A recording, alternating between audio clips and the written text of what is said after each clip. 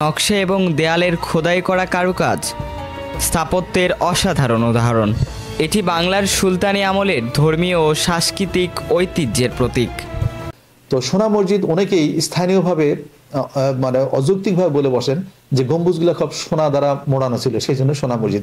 আসলে কিন্তু এটা যুক্তিযুক্ত কথা নয়। যুক্তিযুক্ত যেটা বিষয় যেটা হলো সেটা হলো যে এই গম্বুজগুলা হয়তো বা একসময় সোনালী রং দ্বারা গিল্টেড করা ছিল, আচ্ছাদিত ছিল, এবং সোনালী রঙে যখন সূর্যের আলো যখন পড়তো তখন চকচকে একটা আলোর বিচ্ছুরণ ঘটতো।